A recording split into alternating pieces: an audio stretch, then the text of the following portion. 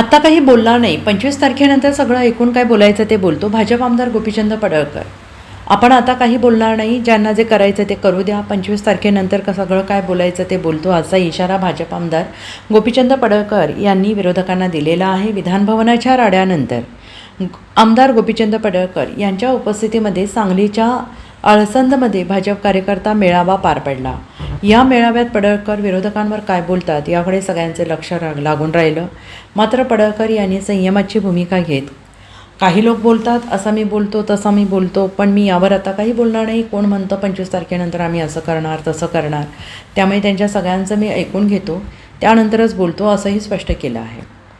तसेच देवेंद्र फडणवीसांसाठी आम्ही बाजीप्रभूप्रमाणे लढायला तयार आहोत. जोपर्यंत शिवाजी महाराज गडावर पोहोचत नाही, तोफांचा आवाज जोपर्यंत येत नाही, तोपर्यंत आपण खिंड आणि जीव सोडणार नाही, अशी बाजीप्रभूंची भूमिका होती. तशा पद्धतीचे आपण कार्यकर्ते आहोत, असं देखील यावेळी आमदार गोपीचंद पडळकरांनी स्पष्ट केले. माणूस आला का त्याला काय करायचं, प्रस्थापित व्यवस्थेचं ठरलंय, त्याला पहिला बदनाम करा, त्याला एकदम खिल्लार करून टाका.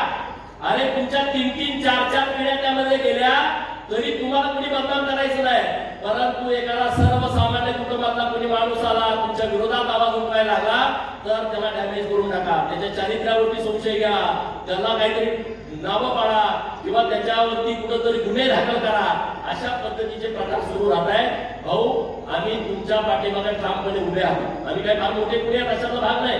देवाबाब तर सक्षमपणे तुमच्या बरोबर आहे.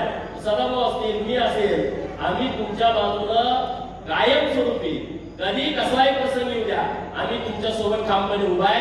तुम्ही पुढे जाण्याची गरज नाही. आम्ही साठी सपोर्ट करू. देवाभाऊसाठी तर आम्ही बाजीप्रभूंसह लढायला आम्ही तयार आहे.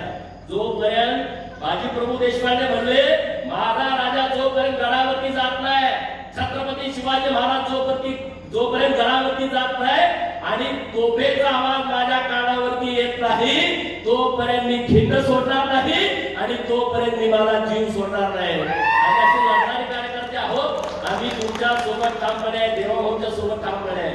काय लोकांना वाटत असेल गोपीचंद असा बोलतो, गोपीचंद तसा बोलतो, आज मी त्या विषयावर काहीच बोलणार नाही.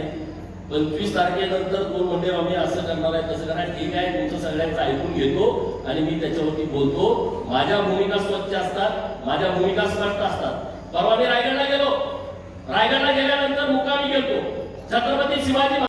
Bureau report, SBN Marathi, Sangli.